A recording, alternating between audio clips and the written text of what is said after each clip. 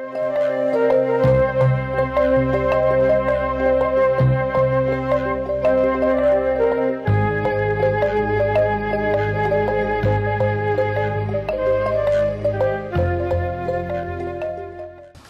I was tempted to suggest that we give all of my time to Barry because the remarks that Barry made are so very important to setting up any discussion of the anti-war movement in Canada. And there's a lot more to it than the time permitted Barry to really develop.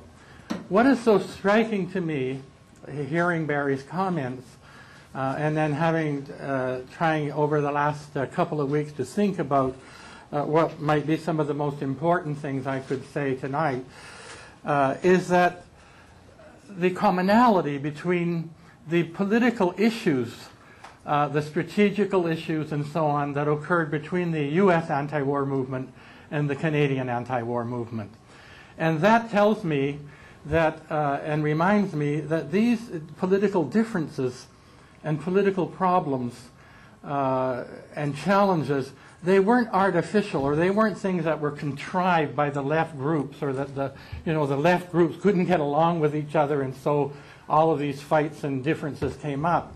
They were issues and differences over fundamental problems of how to respond to the war and the escalation of the war. And so many of the issues that Barry went over also occurred in the anti-war movement in Canada. But there was one significant difference between our experience and the experience in the United States. And so I think probably the best use of my time would be to talk about that and not run the risk of repeating a lot of what Barry was able to go over. The difference is, of course, that Canada was not at war. Canada did not have armed forces in Vietnam. As a matter of fact, the Canadian government attempted to play a qualitatively different role in relation to that war. That is the role of what you might call a soft cop, a pretended neutrality. Canada was a member of the International Control Commission that was set up to enforce the accords that were reached in 1954. And essentially the role of Canada was to be a lawyer for the United States and the other imperialist powers. And this came to be called, in the Canadian anti-war movement, the issue of Canadian complicity. But the movement got underway in Canada roughly at the same time as the United States, a little bit later in terms of significant actions in the 1965-66 period. The political climate that we were up against was very similar. That is, there had been the long deep freeze of McCarthyism, a slow radicalization into the 60s on social questions and so on. But the overwhelming majority of the people saw the war, the guilty party in the war, as being the communists. To give you an example of this, at an NDP rally in 1965, David Lewis, the deputy leader of the NDP, made a speech in which he actually said that, right? That both sides in the war are wrong, that the real culprit behind the war was China, which was trying to expand. This was the line of the David Lewis speech. And that the role of Canada should be to try to get these warring parties to sit down at a negotiating table and solve the problem that way. And that was kind of the broad mood in the country. And as a part of our work of developing the anti-war movement, and when I say our work, I'm referring to the leadership of of the forces assembled in the League for Socialist Action and the Young Socialists, who set out working in collaboration with the Comrades of the Socialist Workers' Party to try to build a mass anti-war movement in this country. And it was our biggest task, apart from the general task that Barry talked about, was to educate people around the issue of the role of the Canadian government. And this required a process of going to teach-ins, of bringing this issue into the anti-war movement and so on. In the Canadian anti-war movement, we had a similar situation to the United States in the sense that the forces that you would have expected to lead it didn't. And here I'm referring to the organizations like the Student Union for Peace Action, the Canadian Campaign for Nuclear Disarmament, various pacifist groups, and so on. And so we ended up in a similar situation to the United States, where the main tendencies or political currents that were involved in the anti-war movement ranged from forces from the NDP, or the Social Democratic Movement at that time, the Communist Party, and the Revolutionary Marxists or Trotskyists in the League for Socialist Action and the Young Socialists. All of the same debates occurred in Canada because of this. The Communist Party, for example, brought into the movement the outlook of the Communist Party of the Soviet Union and the Soviet government, and to some extent the Chinese government, that is to justify the accords coming out of the Geneva Agreements, to introduce this idea that the problem could be solved in a negotiated way, and therefore the Communist Party would argue that the demands of the movement should be negotiations. And of course we oppose that for the reasons that Barry explained. The NDP initially came into it, the forces of the NDP initially with the attitude of David Lewis. But on the part of the NDP and their forces, there was a significant change over a 5-year period, where we had, for example, by 1971, we had the national leader of the NDP, T.C. Douglas, speaking to a rally that was actually illegal, that had been banned, and calling for immediate withdrawal of the forces. So within a space of 5 years, the New Democratic Party had shifted. And then, as I say, in terms of these currents, there were the Trotskyists who basically, as Barry explained in the attitude of the SWP in the United States, that the character of the struggle in Vietnam was a struggle for national liberation and self-determination, that the U.S. aggression and war, that the U.S. had no right to be there, and that it was along this line and this issue that the anti-war movement had to be developed. And over the space of those years, this issue was also one. We had in the movement similar problems in terms of orientation as to that which Barry described.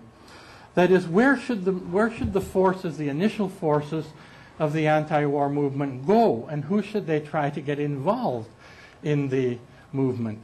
In the beginning, of course, you went to people who were already talking about the war, the political groups and so on. But where should all of these forces look for to expand their support, to develop a base? And here it became a course of moving deeper into the student movement and also into the ranks of the NDP in English Canada, and in Quebec into the nationalist movement, the forces that eventually ended up in their great majority in the Parti Québécois and in the struggle for sovereignty in Quebec. But this was debated out. This didn't just occur, right? That this didn't just happen because everybody said, oh, that's obvious. There were big debates over this. There were big debates over the question of whether we should be for out now or negotiations. And another big debate with the people on the extreme left of the movement, the Maoist organizations, and what you would call today ultra-left forces in the student movement, who thought that the movement should be built around the issue of support for the NLF. And one of the favorite slogans of this current, well, you know, Ho Ho Chi Minh and so on, but or support to the ultra-left. This provoked a split in the Vancouver Vietnam Action Committee in 1969, where there was really a test of two lines. The Vietnam Action Committee at one point was a coalition that involved all of these forces. There were the NDP was present, the Communist Party forces, there were pacifist forces, and also of course, the forces of the League for Socialist Action and the Young Socialists. In the course of the building of an action for April of 1969, we had to have a conference in which there were delegates from all the different committees, the student committees, committees in the NDP, different rank and file committees, and we had a conference, and it was very stunning. The conference split down the middle. I think Ken was there, right, Ken? The conference split down the middle. If I recall, there were about 100 people there, and there were 50 people who were for building a demonstration around the line of Out Now and Canadian complicity, and with a mass orientation, that is to try to take this movement deeper into the NDP, into the labor movement, and so on. And then the other half in favor of a demonstration being organized around support for the NLF. Of course, they weren't against being out now, right? That wasn't the issue, but they thought the primary thing should be for the NLF, the National Liberation Front of Vietnam. And in the test of the struggle after the split, two different demonstrations were organized, one for the Saturday and one for the Sunday of that weekend. The demonstration for the NLF drew 400 people. The demonstration around Out Now and Canadian complicity drew 4,000 people. The other difference between the two demonstrations, aside from, the factor of 10 in their difference of size, was the social composition. The social composition of the pro-NLF demonstration was largely students, very young. The social composition of the Sunday demonstration on the 25th was much broader in terms of the presence of workers or presence of people from the surrounding communities of Vancouver, but also in its age range. That is, it was just simply a reflection of the two different lines that were at work there. On the Canadian complicity issue, we also had a very interesting experience. This was not simply a debate among the far left or a discussion that involved just people in the anti-war movement. It was a debate that, for example, the NDP had to come to grips with. Should the NDP and its parliamentary caucus pay attention to this issue? Should they move out on it? Should they challenge the government on it? And so on. The government acknowledged that it was an issue and acknowledged that the anti-war movement was a force that had to be dealt with. And from that point forward, Trudeau was on the defensive on this issue. There were more and more journalists and people, researchers and so on, getting out material around the issue. And of course, this was vital because we didn't have a lot to work with. The Canadian complicity was not in the sense that, the government was making statements saying the U.S. is doing a great job. The Canadian government statements were quite different in character, and they were designed to buttress the myth of the neutrality of Canada. But the complicity ranged all the way from heavy arms production and selling of arms to support the U.S. war effort, all the way through to the particular role of the Canadian government in the International Control Commission. And so on that issue, it wasn't something that you could say, look back on it in history and say, well, we won it and the complicity stopped. That's not how it happened. The complicity didn't stop. But the longer the government maintained the complicity, the greater and greater the political price that they paid. Likewise, the longer that this situation prevailed, the more and more sectors of the Canadian population became educated as to the nature of their own government. That is, that this government was a junior partner in many ways and involved in support for the imperialist war. That the myth of Canada as a peacemaker began to break down. I don't know how many of you are familiar with a book by James M. Minifie called Canada Peacemaker or Powder Monkey. That came out at an early phase, right? I think in the early 60s or late 50s. But very few people responded to this book or were aware of it. But over time, this book began to circulate in a new and vigorous way, and there were other kinds of books and so on written about this. I wanted to make some other remarks about the relationship between the Canadian anti-war movement and the U.S. anti-war movement. And this has broader implications. One of the reasons why having an orientation to mass actions in the United States and to the soldiers that Barry described is that when these things were seen internationally, when they were seen in England, in Canada, in France, and above all in Vietnam, they inspired people, right? They were visible. They were, you know, if a movement had held itself into small meetings or violent actions or whatever, it would not have had, not just in the United States its impact, but internationally. But the U.S. anti-war movement had a big impact in helping to interest people and motivate people to be involved because it was showing how things could be done. I can't prove this, but I believe the U.S. anti-war movement had an impact in the May June events in France.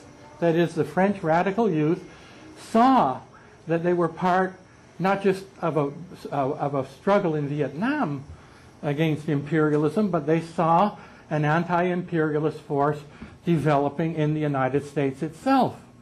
And the issue of whether this force was anti-imperialist or not was not settled by what slogans they used. It was settled by what they did to mobilize against the war. That's what gave it its character. And this was visible internationally.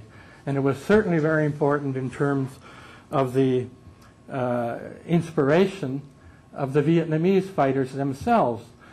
And so when we come to this talk, or these couple of talks, and the theme is the history and the lessons, and of course it's not really so much a history because we don't have time, so we'll concentrate on the lessons.